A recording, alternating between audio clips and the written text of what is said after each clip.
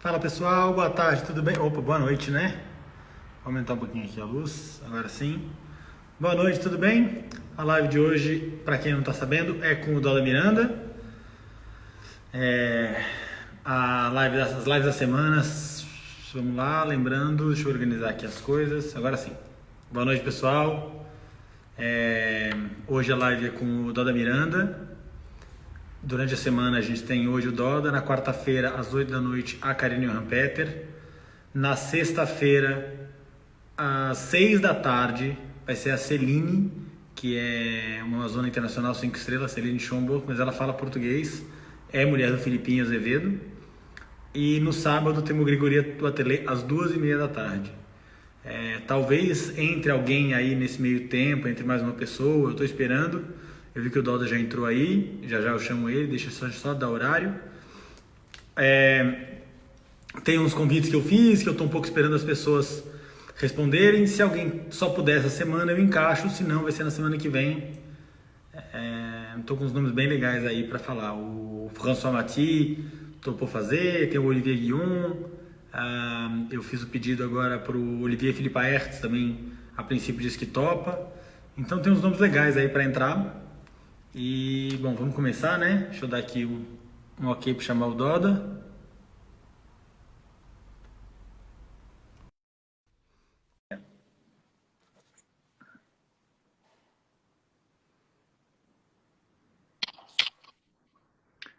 E aí, Fala, Doda, tudo bem?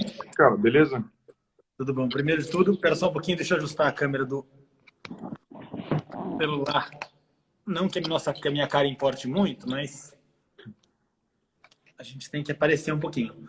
Bom, primeiro de tudo, agradecer aí você ter topado o convite. É um prazer poder falar com você finalmente, a gente finalmente contar mais esse pedaço da história do esporte do nosso país. Muito obrigado. É uma honra estar aí para poder falar com você e com todo mundo que está aí assistindo. Boa. Dodo, eu acho que não sei se você tem acompanhado, mas a primeira pergunta para todos é sempre a mesma, que é quando, como e onde você começou a montar? Bom, comecei a montar muito cedo, mas como lazer, em Caxambu, porque a gente ia lá para descansar e meu pai gostava muito de cavalos, pelo fato dele ter crescido na Vila Militar, lá em Deodoro, né? Exatamente onde a gente saltou os jogos em 2016.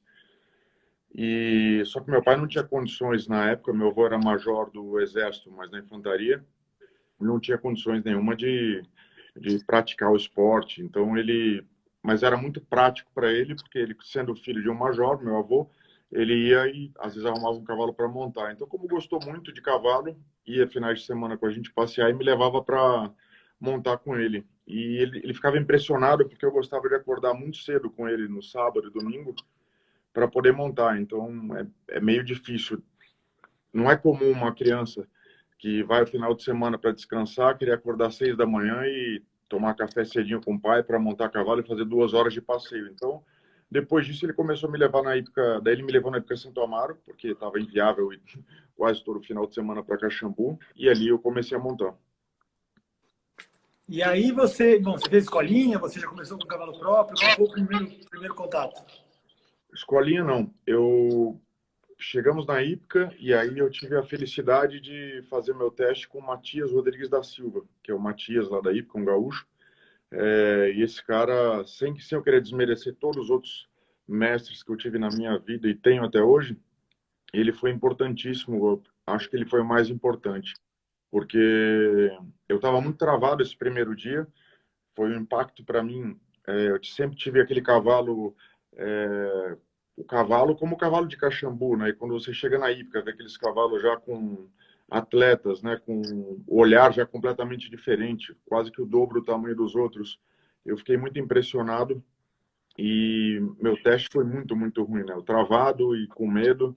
E aí meu pai, que sempre foi muito exigente comigo, né, em tudo e por ser filho de militar também, mas sempre com muito carinho e amor, ele já ele já confronta um pouquinho direto para entender e perguntando para mim o que eu estava sentindo e eu disse para ele que eu estava meio assustado, e insistiram e o teste não foi bom. Então, sei lá, mal trotei e aí meu pai perguntou para mim, você quer montar? Eu falei, quero.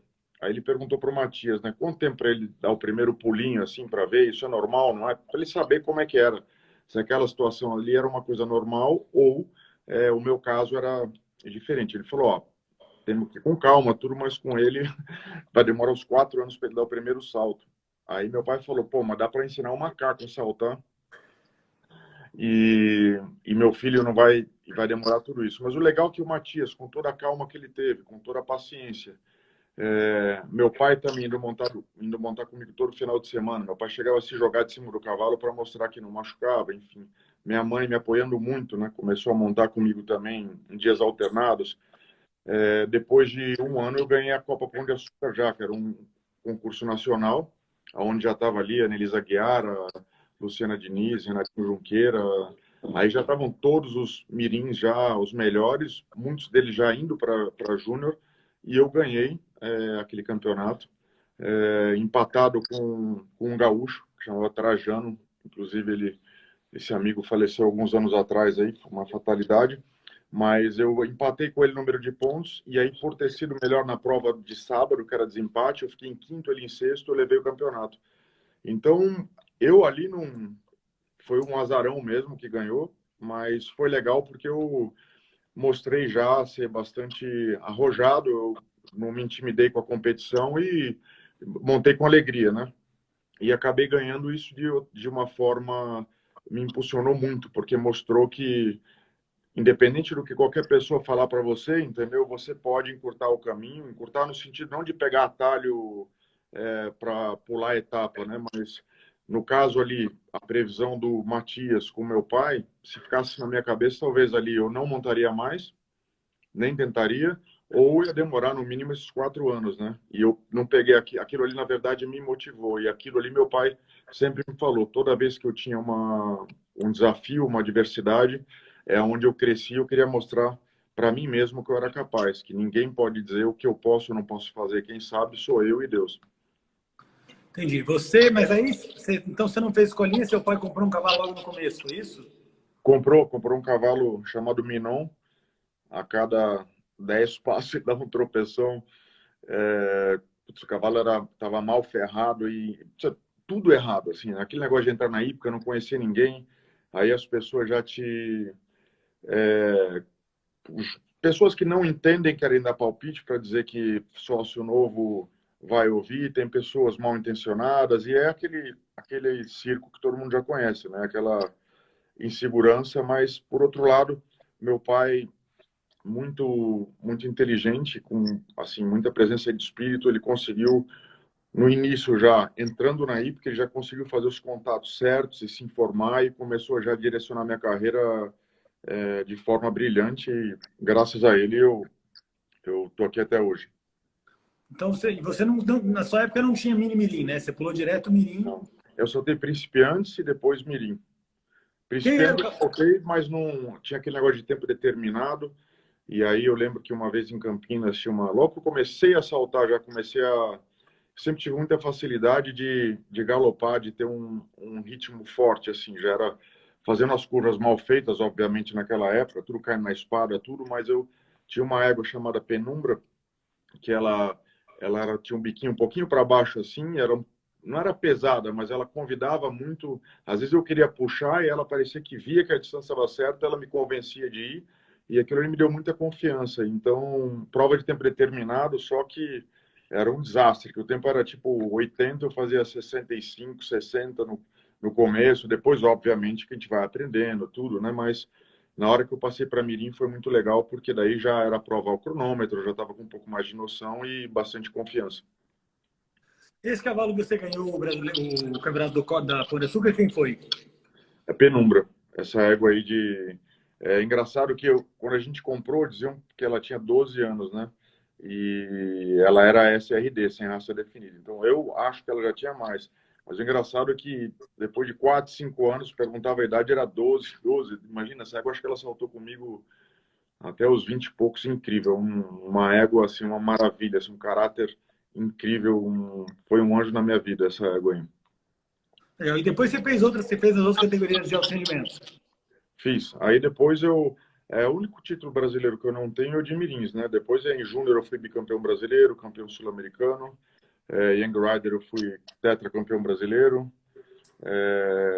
E de sênior, eu saltei, acho que 6 vezes. Eu acho que eu ganhei quatro ou cinco e fiquei uma em terceiro. As últimas 4 que eu saltei, eu ganhei. Nesse período do Mirim Júnior, teve uma égua importante na sua carreira, que é a que dá nome do Ara Grosseiro, não é isso? A Bauani? Sim, Bauani é importantíssimo. Esse cavalo é um cavalo que a história dele é engraçada, porque meu pai com o Matias foram no leilão do Najib Aldi, na Água Branca, e quando eles chegaram lá, eles viram alguns cavalos e nem lembravam qual que eles tinham gostado mais. Aí começaram a tomar uísque, e aí esse cavalo apareceu lá e meu pai começou a dar lance, e o Matias estava longe dele, e ele também dava lance no mesmo cavalo. Eu lembro que esse cavalo custou US$ 10.000 na época, que era já um bom dinheiro, mas poderia ter custado, sei lá, 2.000 ou 3.000. O problema é que o Matias e meu pai tinham tomado um pouco lá e aí começaram a dar lance no mesmo cavalo. Mas incrível esse cavalo aí. Esse é outro que me deu tanta alegria e chegou a saltar Grande Prêmio Pão de Açúcar, indoor, campeonato europeu. Eu perdi o campeonato por uma falta. No último dia, uma vara caiu para trás, um toquinho de pé, impressionante. Ele chegou no Europeu de Berlim, esse cavalo, todo mundo achava que ele ia saltar o pônei, ofereceram um dinheirão nele lá, acho que na época 300.000 euros, e a gente não vendeu, e cada dia as provas mais difíceis, ele foi o único cavalo que passou o triplo final limpo lá do segundo percurso do Europeu.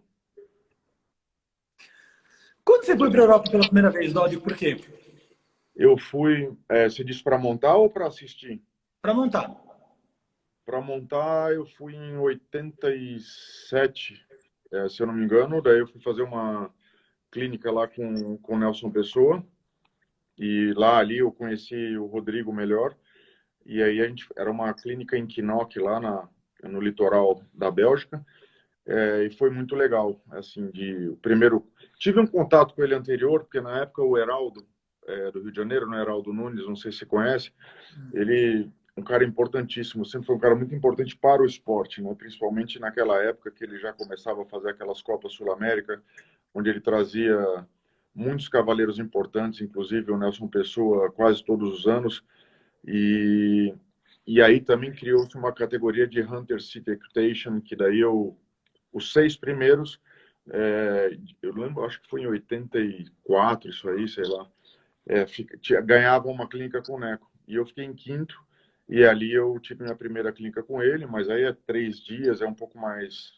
É muito legal pelo prestígio de fazer com ele, você conhecer aquele gênio do esporte, né? Você fica encantado com tudo que ele fala, você quase que não consegue fazer aula direito, parece que está vendo está sonhando, entendeu? E daí em 87 foi muito bacana, porque nessa clínica eu conheci já o Rodrigo, fiz essa clínica com ele, e ali realmente eu comecei a pegar gosto e senti que assim que possível eu tinha que mudar para a Europa para começar a treinar lá com eles. Você tinha quantos anos quando você foi? Quando eu fui a primeira vez eu tinha 15 anos, mas daí eu fiquei ali um mês, entendeu? Eu montei com eles uma semana, assim, numa clínica, aí a gente comprou uma égua lá, chamada Voulez-Vous, e trouxe aqui pro Brasil, uma égua também que me deu. Que era do Mati, né? Quem vendeu para vocês foi o François Mati. Não era uma égua do Mati, mas estava na casa do Neco, entendeu? Era o Mati que tinha indicado. Não sei se o Mati mandou para o Neco ali, mas eu contei. Quem fez todo o negócio ali foi o Neco e o Mati. Eu lembro sim que ele estava envolvido no negócio, mas eu nunca soube se ela era de um ou de outro. Entendi. E quando você decide virar profissional, Doda? Quando você resolveu? Putz, eu já queria, quando eu era young rider aí com 16, 17 anos, eu já queria. Meu pai falava que primeiro eu tinha que provar para ele que eu era um homem do cavalo, né, que cuidasse bem dos cavalos, como eu vinha fazendo já, mas ele queria ver isso. Ele queria que primeiro eu me confirmasse no Brasil como sênior, não adiantar ir para a Europa simplesmente porque eu era o Doda que ganhou bastante nas categorias de base e ir para a Europa. Então, quando ele viu que eu comecei a ganhar grande prêmio sênior, né, logo no meu primeiro ano eu ganhei 2 ou 3 grandes prêmios sêniores no Brasil, Belo Horizonte, Barbacena mais alguns. The Best Jumper eu tinha sido o segundo, não sei, uns 2 ou 3. E aí eu convenci meu pai e minha mãe, só que daí eu tive que... meu pai falou, você pode ir, mas você vai ter que estudar lá, né, melhorar muito seu inglês, aprender francês e eu quero que você aprenda alemão também. Então, lá quando eu cheguei, aí ele convenceu minha mãe, eu fui e eu tinha que fazer tipo 6:30 da manhã, todo dia. Eu tinha esse belo de sair 1h30, 2 horas, que era para poder estudar. O alemão eu fiz 3 meses, aprendi muito pouco. Hoje em dia eu sei algumas palavras, assim, consigo entender quando os alemães falam a respeito do cavalo, mas o alemão meu é muito fraco. Mas francês e inglês consegui. Me arrependo de não ter falado alemão. É uma língua que eu quero aprender sim, porque é muito importante para quem monta, assim, poder falar com eles ali, né, na língua deles, que é o, para mim, é o país que manda no nosso esporte. E uma pena não ter tido não ter terminado esse curso aí. Você estudou, mas você estudou na Rio Branco, não estudou? Estudei no Rio Branco, mas parei no segundo colegial. Ah, você não formou. Não. Você acha importante o estudo para o cavaleiro? Ah, muito importante. Eu acho importante, sem dúvida nenhuma, você poder terminar o segundo grau, né? Isso de qualquer jeito. E se você tiver a convicção que você tem um futuro, realmente muitas oportunidades, você tem apoio, e puder fazer um teste para entrar na faculdade depois e depois tomar uma decisão, eu acho ótimo.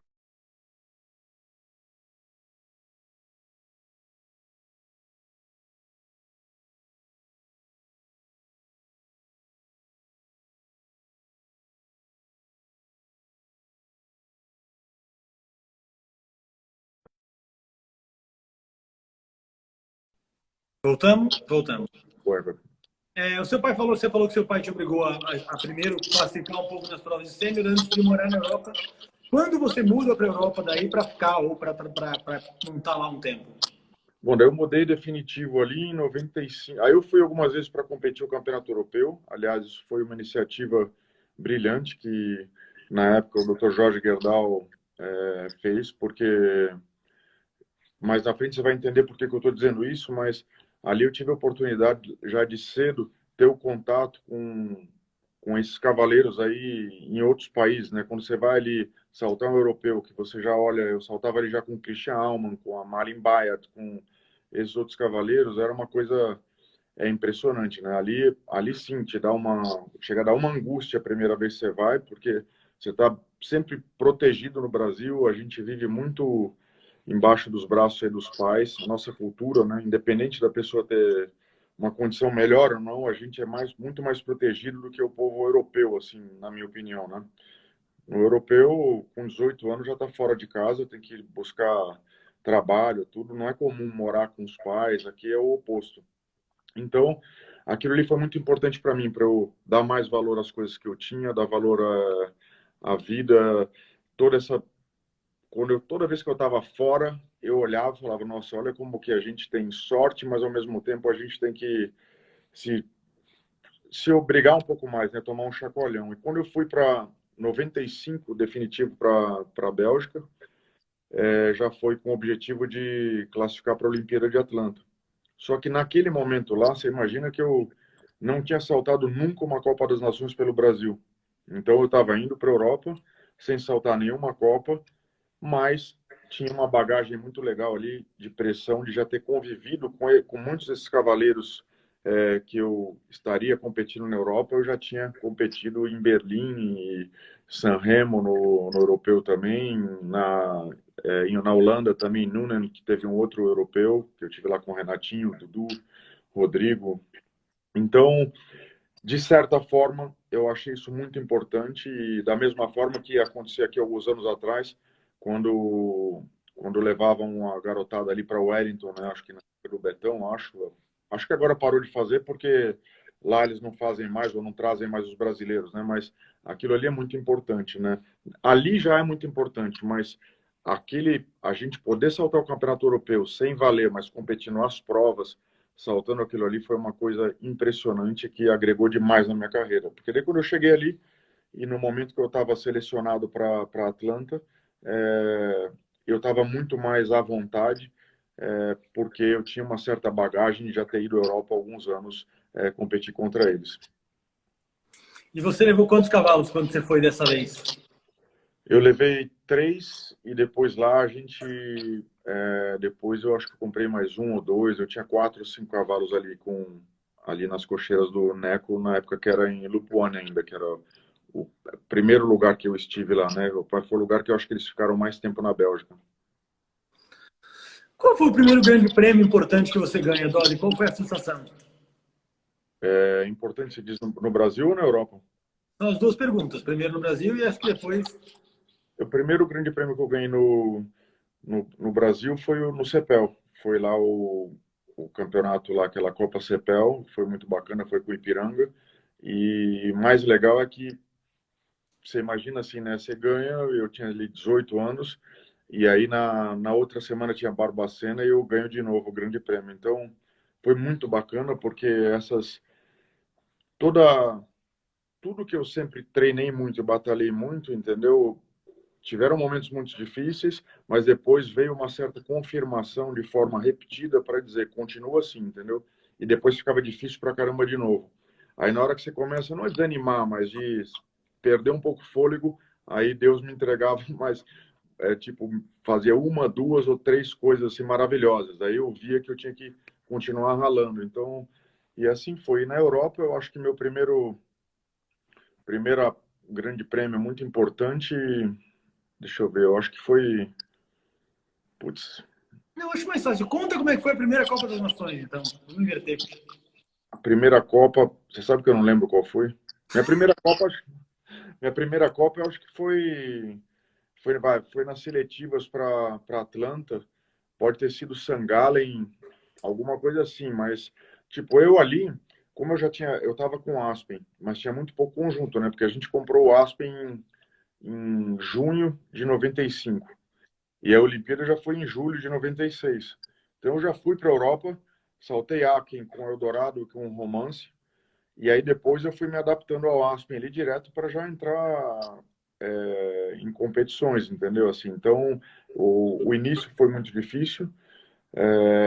Eu acredito que uma das primeiras coisas mais importantes da minha carreira tenha sido a participação na Copa do Mundo de Geneve em 96. Essa foi muito importante, porque eu entrei até a final ali, eu estava acho que em nono ou décimo, e aí eu montei muito mal no último percurso. Eu fiquei muito nervoso, e não controlei meus nervos, e eu digo que foi muito importante, porque naquele dia ali, eu falei, não, agora isso não pode mais acontecer comigo, eu vou realmente estar muito preparado mentalmente, porque se eu quiser estar bem, ou ter chance de estar nas Olimpíadas, né, que daí eram 4, 5 meses depois, eu tenho que melhorar minha cabeça. Aí eu comecei a ler livros de neurolinguística, sendo um autodidata mesmo, da minha mente, de entender a mente humana e a mim mesmo, né? E uma das coisas mais importantes que eu aprendi foi que a gente, muitas vezes, a gente tenta se enganar. Quando você está nervoso, entre aspas, né, que é aquele negócio de frio na barriga, que todo mundo vê isso como uma coisa ruim, na verdade, hoje eu vejo isso como uma coisa muito boa, a gente começa a tentar fingir que não está sentindo aquilo, começa a relaxar e ignora o que está acontecendo dentro de você, ao invés de aceitar para você mesmo, não que você precise falar para os outros, mas procurar um canto seu ali, respirar com tranquilidade, meditar no sentido, quando a gente fala meditar, não quer dizer ficar naquela posição, colocar o dedo assim, olhar para cima e ficar com a mãozinha assim, não é isso que eu quero dizer, mas tentar entrar mais dentro do seu corpo, entender seu corpo, concentrar na tua respiração e aí começar a se acalmar e no caso de quem acredita muito em Deus, como eu, né, tenho bastante fé, eu peço a Deus, falo, a cada vez eu estou um pouco alterado agora, mas cada respiração que eu der, eu vou estar inalando assim, muita tranquilidade, muita paz, vou estar tirando toda a tensão do meu corpo e no momento que eu tiver que lutar ali pelo meu país, eu vou estar super bem. Isso aí, de forma surpreendente, eu consigo estar com meu coração batendo muito baixo, meu basal é 46, 47, e às vezes eu tô com um polar assim, o meu coração tá 80, eu começo a me concentrar, eu consigo baixar para 60, 50, mesmo antes de uma prova. Muitas vezes eu gosto de dormir um pouquinho antes da prova. Assim, quando tem tempo, eu reconheço. Muitas vezes o estresse me dá até um pouquinho de sono e quem me conhece sabe disso, que às vezes eu pego, coloco assim, a cabeça na mesa e peço para alguém me chamar. Quando tiver número 20 me chama. Eu durmo, aí eu acordo mais fresquinho e, sabe, assim, mais animado e vou. Eu já cheguei a tomar também, pô, imagina, pílula de cafeína, muitas vezes para poder ficar até mais atento, porque senão eu posso ficar até mais. Para mim, o efeito é um pouquinho oposto, assim, não é de. Não querendo dizer, você é o cara mais filho do mundo, não tem nada a ver. Eu estou querendo dizer exatamente que o estresse, esse tipo de coisa, em vez de me deixar pilhado, me deixa um pouco mais Letal. apagado. Mas, por outro lado, tipo, por deixar apagado, eu estou mais tranquilo e é mais fácil para mim poder reverter isso e canalizar a meu favor. Você faz trabalho com algum acompanhamento de coach ou de trabalho com psicólogo, alguma coisa assim? Não, eu já fiz. Inclusive, tive na Flórida com Bob Rotella, que é um cara excepcional, onde já vários, vários atletas, né, esportistas muito famosos, como Tiger Woods e outros, tiveram nele. E é uma coisa excepcional, né? Eu já tive alguns, assim, já fui preparado psicologicamente, mas eu nunca fiz, assim, uma coisa muito longa, entendeu? Eu gostaria muito de fazer. Se eu, agora morando no Brasil, eu quero sim fazer, mas lá na Europa a gente não, se não tem muito tempo, né? Principalmente naquela época ali, era muita coisa, que você tem um tratador, eu também dirigia muitas vezes meu caminhão e você ajudando o tratador, tinha aula logo de manhã, de línguas ali que meu pai falava para eu, meu, falou, era uma das condições de eu estar na Europa, né, poder fazer. Então o tempo para isso era curto, mas eu quero realmente fazer. Eu acho isso muito, muito importante. Eu vejo as pessoas, eu vejo muitos talentos perderem campeonato com potencial técnico, financeiro e estrutura impressionante, mas não controlam a mente. Certo. Doda, aí eu acho que a gente entra. Qual foi o momento mais marcante da sua carreira? Marcante, sem dúvida, acho que foi quando eu ganhei minha credencial para Atlanta. Esse dia eu não posso me esquecer, a gente estava em Aachen e ali a equipe foi chamada no quarto do General Santa Cruz, que também foi uma pessoa assim excepcional para o esporte, além de ter sido um grande amigo. O Gilberto também, Pio da Fonseca, que foi importantíssimo. Eu acho que as medalhas que todas que a gente ganhou, o Gilberto tem um peso enorme nisso, porque ele era um armador de pista excepcional, hiper organizado, sério, e ele já armava aqui no Brasil, naquela época lá, quando ele colocava 14, 15 obstáculos às vezes, no Grande Prêmio, todo mundo reclamava, e ele já via que a tendência era essa, ele armava na régua mesmo, quando era chamado em 60, era em 60, era largura, o tempo apertado, enfim. Mas esse dia lá naquele quarto ali, quando eu estava ao lado ali do Filipinho, do André, do Rodrigo, da Luciana, quando eu recebi minha credencial é incrível, eu não acreditava que eu estava vendo aquilo lá.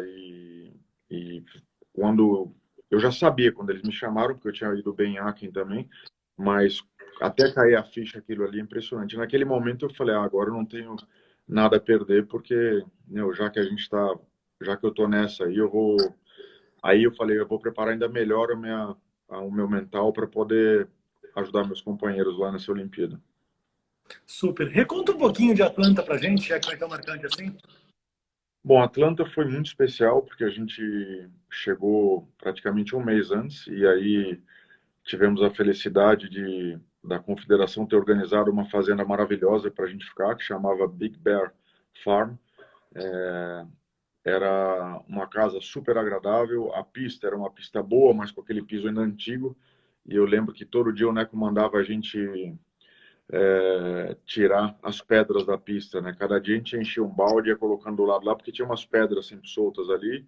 A gente sempre tinha bastante cuidado com o piso, mas a gente não saltava muito. A gente, como sempre, a escola do Neco assim é mais focar muito no condicionamento dos cavalos, na técnica, no trabalho deles, né? O trabalho de plano. Claro que a gente saltava, mas não como estamos acostumados a saltar no Brasil, né? Como a gente aprende aqui.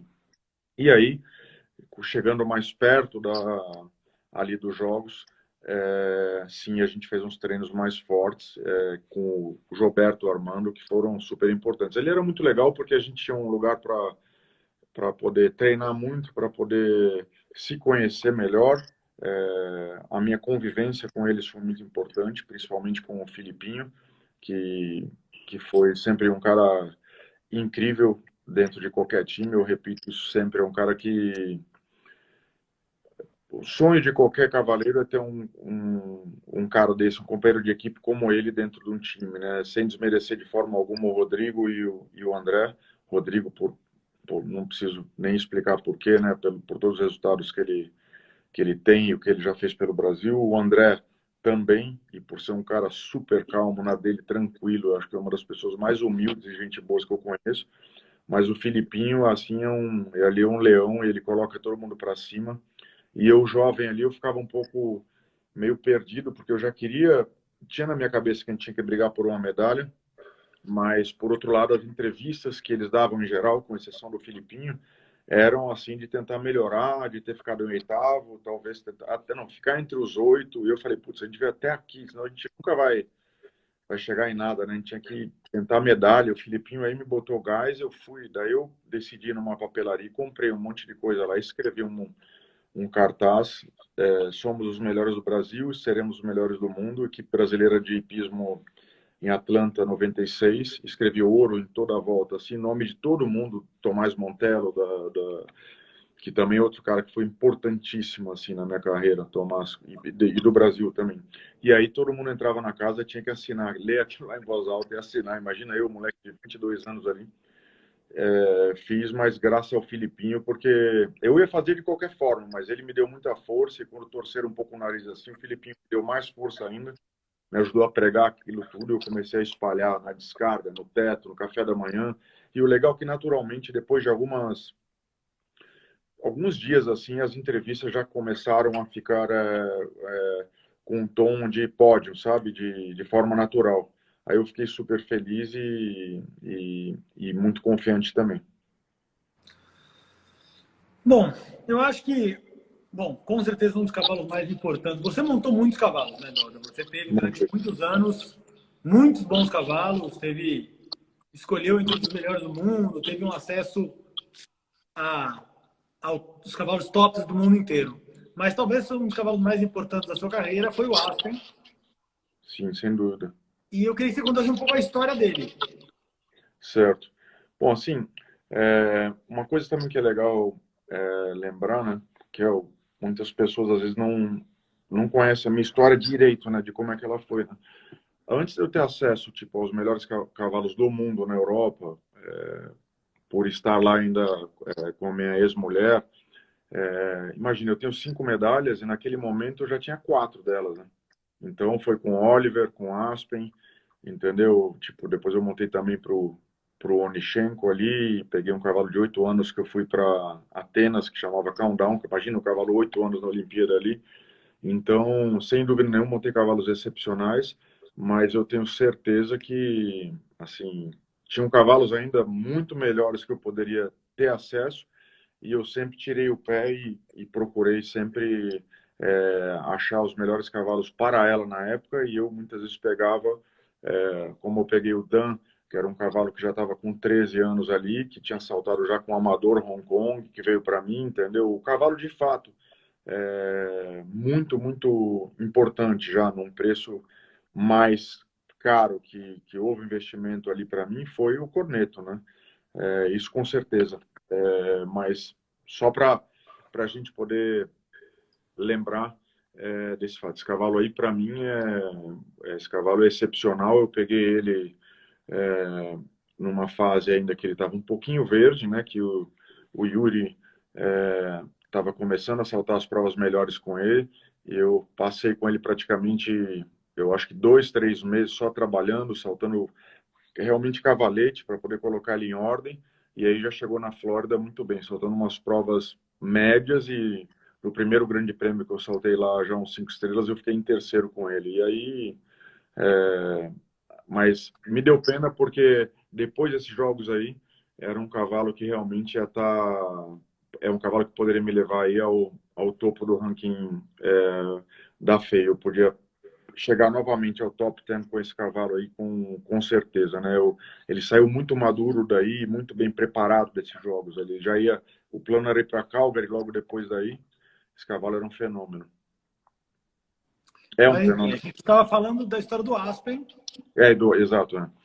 E daí, então, a história do Aspen, o Romeu Ferreira Leite, que sempre foi um grande amigo, né? Assim, é um cara que eu adoro, um cara coração enorme, e ele era o dono do Aspen, mas era também o amor da vida dele. Daí, na época ali, o Marcelo Arteaga, com meu pai, falaram assim, que eu estava com um cavalo que a gente comprou na Europa e não deu certo, um cavalo que o Neco e o Rodrigo venderam pra gente, que era o Romance. Era o cavalo que normalmente seria um cavalo para eu tentar ir para Atlanta. E na hora que a gente viu que o cavalo não tinha realmente essa qualidade, era um cavalo, um bom cavalo, mas longe de ser um cavalo olímpico. E aí a gente começou a meio sondar o Romeu, e o Romeu topou vender o cavalo, e a gente veio para.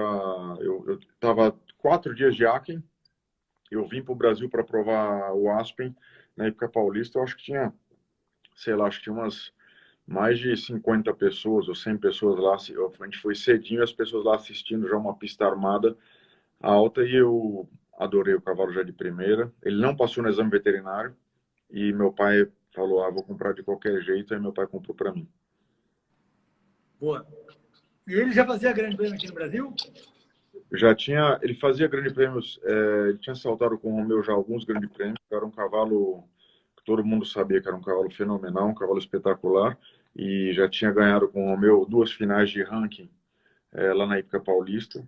Mas quando a gente fala final de ranking, dá a impressão que a gente está falando qualquer ranking, né? Naquela época ali, como o Romeu dava um carro de prêmio, tudo, né? Você tinha a concorrência, era a concorrência igual de um campeonato nacional. Então, estavam os melhores cavaleiros do Brasil saltando, e o Romeu preparou ele com muita calma. O Romeu sempre foi muito prudente, e várias vezes ele escrevia no concurso, acabava até por exagero, coisas que a gente nem concordava na época quando a gente via, mas se o Romeu pecou, pecou por fazer menos e não mais. Então, acho não, eu tenho convicção que toda essa história do cavalo também de sucesso teve, essa mão do Romeu teve um peso muito grande, e do Torênio Monte também, né? Porque sempre a gente fala, eles falam que o Campos Sales que é o criador e não foi Itapuã, mas para mim foram os dois, né? Mas o Dr. Enio é que trouxe esse sangue para cá, filho de um cavalo que ele trouxe com a outra égua lá. Esqueci o nome da égua agora, que era a mãe dele, mas enfim. O Dr. Enio também foi um cara tão importante para a gente, né? Para a criação toda. Eu tenho um carinho enorme por ele. Então, e qual o momento mais difícil da sua carreira? É, mais difícil da minha carreira, puta, eu tive vários, hein? Muito difícil. Que teve momentos ali que de cavalos, chega uma hora você tá com um exemplo, tipo em Sydney, quando eu fui para lá com o Aspen, daí já tinha uma medalha de bronze em Atlanta, e o Aspen chegou lá com um problema no navicular, e, e não tinha como eu não montei, não subi nele em Sydney. Eu fiquei 20 e poucos dias, que 24 ou 25 dias lá, sem vestir uma bota. E o cavalo ia somente das cocheiras até o centro veterinário para fazer shockwave. Naquela época ali é que inventaram o shockwave. Se não tivesse shockwave ali, a gente não tinha essa medalha, porque eu não tinha saltado, e acho que com 3 não tinha como ganhar medalha ali. E aí o cavalo ia, então ele andava, sei lá, 100 metros até a clínica e voltava para a cocheira. Eu comecei a ficar tão preocupado assim de não entender como é que eu ia fazer. Imagina eu acostumado a montar 6, 7 cavalos por dia, 8 cavalos por dia.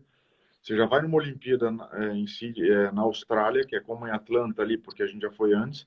Então você já passa a montar um cavalo. Então todo mundo passa a montar um. Aí eu passo a montar nenhum cavalo. Isso aí era muito, a gente não tinha ali o cavalo reserva. Então, para mim ele foi muito duro, porque e um outro fato é que mesmo o cavalo já faltando uns 10 dias para a primeira prova, ele já estava completamente são. Existia um medo muito grande de saltar a adaptação e ele não passar no exame veterinário, porque lá eles inverteram, você tinha adaptação e depois que era o exame, então eu não podia saltar.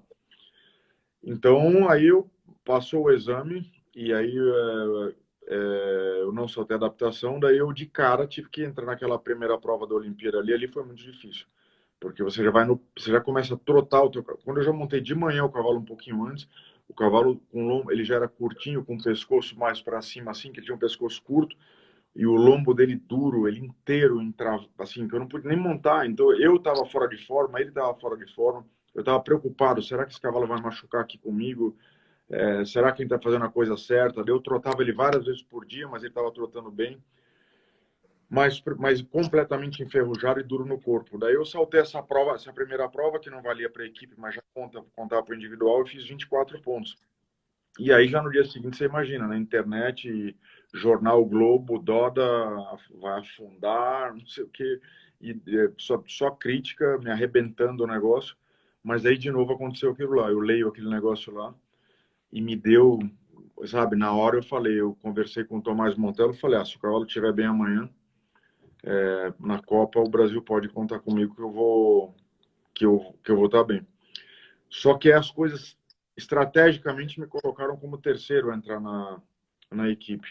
E aí eu não me lembro muito bem dos resultados, mas eu lembro que o Filipinho e o André entraram antes, e eu não sei se um fez 8, isso eram 8 e 8, ou um fez 8 e 12, talvez seja uma coisa assim, tá? Não lembro direito, mas é irrelevante, assim, porque eles foram excepcionais depois e garantiram tudo. Mas daí, na hora de eu entrar na pista, um pouquinho antes, 5 minutos antes, o Dr. Jorge Gerdau foi lá no picadeiro coberto, que era a primeira distensão antes de eu subir, e eu já estava meio ouvindo a situação, porque eu consegui enxergar do picadeiro, eu olhava assim a arquibancada lá em cima e passava o resultado, eu já vi que a gente estava pelo resultado dos outros times, e os nossos resultados, eu vi, a gente está complicado, eu não sabia qual era a situação, mas eu sabia que eu ia entrar numa pressão danada ali. Aí o Dr. Jorge falou, desculpa, vim aqui te perturbar, mas você tem que saber que você tem que fazer o 4-0, já contando que o Rodrigo vai entrar depois e fazer 0.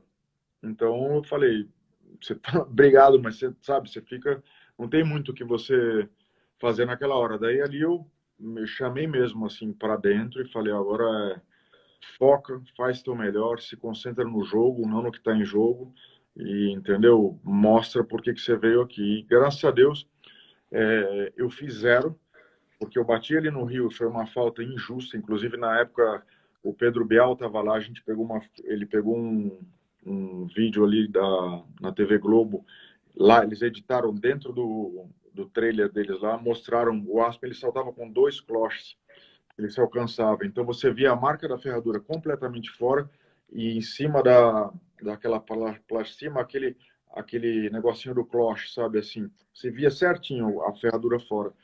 E aí o que foi impressionante é que a gente entrou com recurso, a gente sabe que é dificílimo, mas com vídeo, com tudo, e eles falaram que não podiam voltar atrás porque perderam a parte da onde meu cavalo pisou. Pior que isso, a gente acabou indo para um desempate com a França, sendo que a Alessandra Lederman, ela pisou no Rio e não deram a falta. Então o Brasil já seria bronze, com 2 faltas de diferença para a França, e a gente teve que ir para um desempate porque eu tive uma falta que eu não fiz e uma que não deram para ela, né?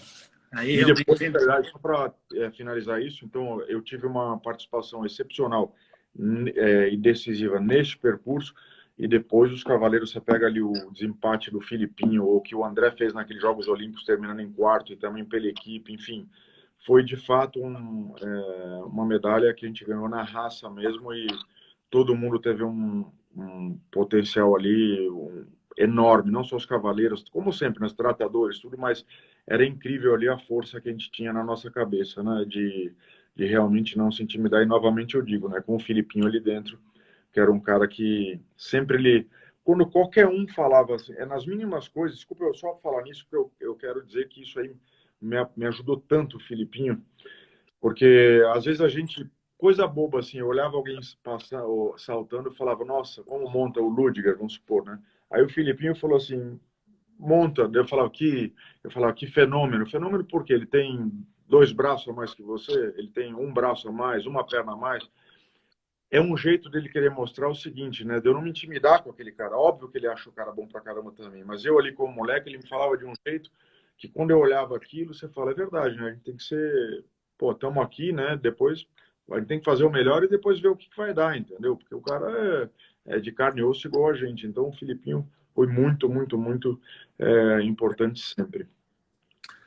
Toda, assim, tem vários assuntos que eu coloquei para a gente abordar mais para frente, tem um bate-bola rápido, mas você tocou num deles. Você é um cara que teve muito presente na mídia, Uhum. né? Por diversos motivos, por Atlanta, por Sydney, por N motivos. Por causa do XTC agora, você... Por que você acha que o Brasil, a gente tem tão pouca imprensa falando sobre hipismo? Eu acho que é porque essa ideia de ser um esporte elitizado, né? Quando você, para mim, quando você diz esporte de elite, entendeu? Não é o que realmente. Você imagina uma coisa, tá? Vamos falar de outra forma. Fórmula 1 é um esporte caríssimo, né? Mas é um esporte popular, né? Mas eu acho que pelo fato dos ídolos que já teve, né? Tipo Ayrton Senna.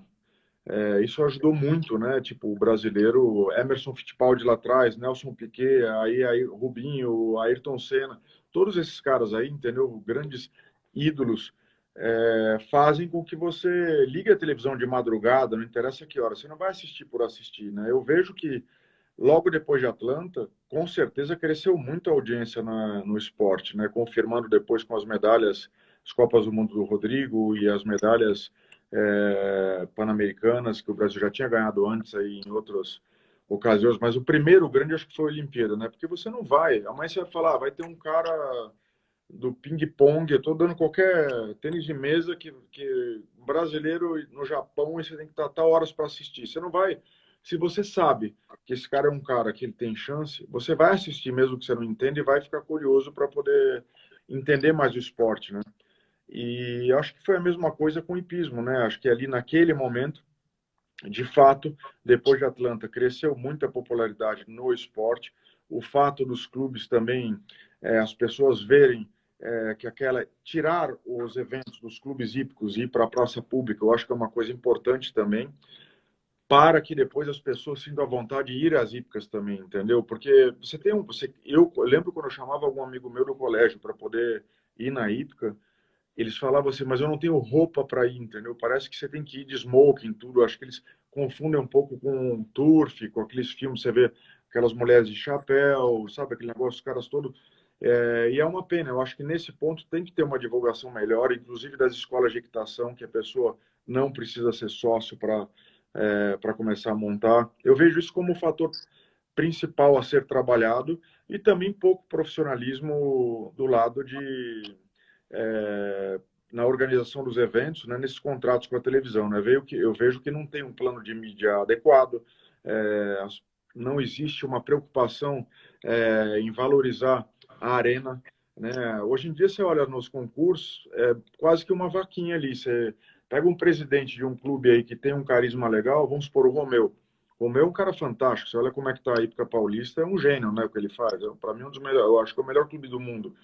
Mas o que me preocupa tá ali. O Romeu é um cara que ninguém diz não para ele. Ele vai ligar para o meu pai, dá uma força aqui, dá 20, 30 mil, 50 mil. Liga para o Álvaro, Coelho da Fonseca, liga para o Dr. Jorge, liga para um, para outro. E o negócio está feito além da capacidade dele de visão e tudo isso, né? Através do indoor, que ele lá atrás ele já organizou de forma incrível. Parecia que estava saltando uma prova fora do Brasil ali.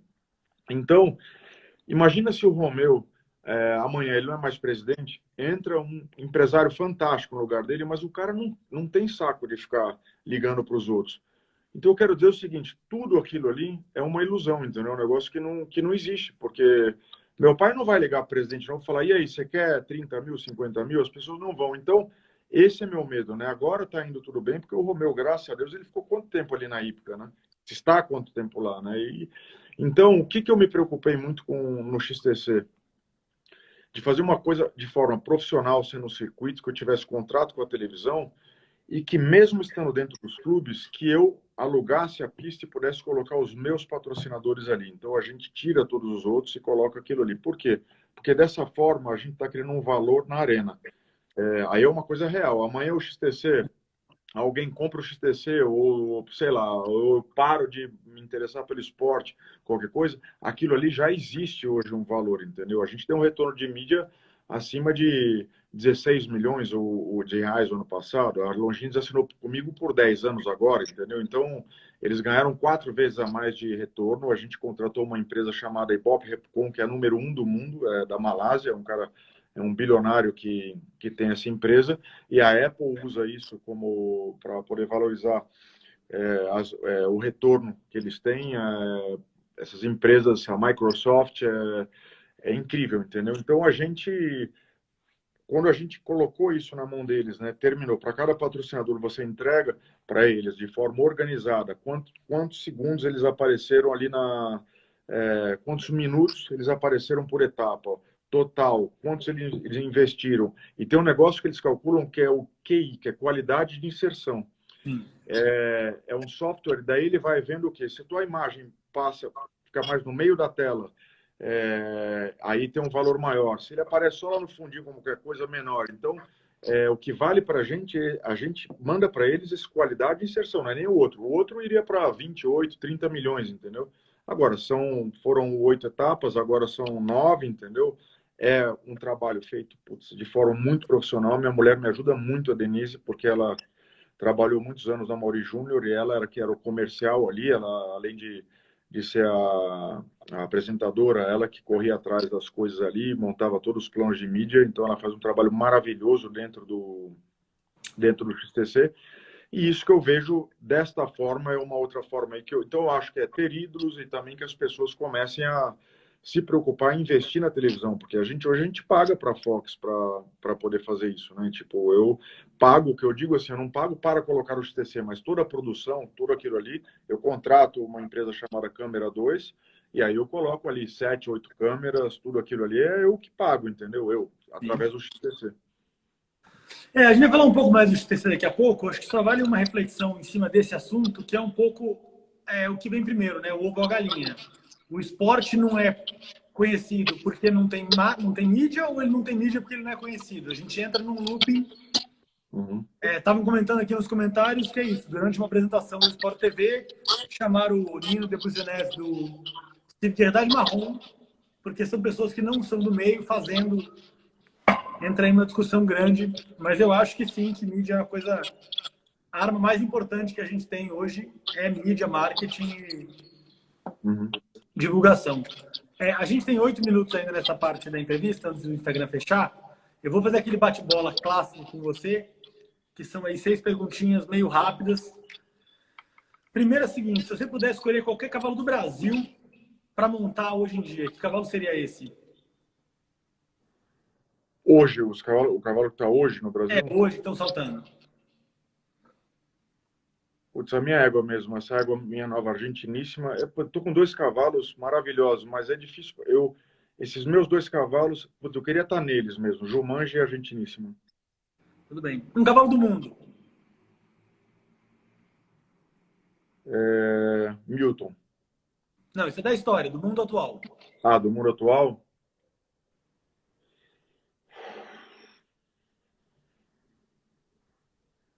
Putz, olha, vou te falar que tem um cavalo do Yuri hoje que eu gosto muito. Qual que é o nome do cavalo que ele saltou em Wellington? O Alphonse. Esse aí que eu queria. Show. Um cavalo da história. Você falou o Milton. E aí agora a gente vai fazer um túnel do tempo. Você pode trazer qualquer cavalo que você tenha montado de volta para sua cocheira com 10 anos. Que cavalo você traz? O Aspen. Você acha que o Aspen seria competitivo nos dias de hoje? Eu acho que em Grande Prêmios ele nunca foi muito competitivo porque ele era rápido, mas ele tinha um contato um pouco difícil. Agora é um cavalo com toda a pata do mundo, coração enorme, e não era a última limpeza, mas assim, das minhas 5 medalhas, 3 foram com ele, né? Então, sem dúvida, era o cavalo que eu teria, era esse que eu queria novamente, sim. Maravilha. E a última pergunta é: qual seria o seu Dream Team brasileiro na história? Não precisam ser cavaleiros atuais, pode ser qualquer cavaleiro que tenha montado pelo Brasil. Mas aí, esquece os cavalos que eles tiveram? Esquece, seria só o cavaleiro. Então, bom, tem cavaleiro demais que eu adoro, essa moçada jovem aí, Stefan, putz, tem um Pedro Vênis, tem Marlon, tudo, mas fazendo o Dream Team eu colocaria eu, Bernardo, Vitor, Rodrigo e Filipinho. Maravilha. Doda, a gente teria 5 minutos. Para eu poder começar a entrar nos temas, porque nenhum deles vai dar para falar em 3 minutos, eu vou encerrar essa live e vou abrir a próxima. E aí a gente vai entrar com os temas e com as perguntas que as pessoas mandaram, ok? Ok, perfeito. Valeu. Até já, valeu.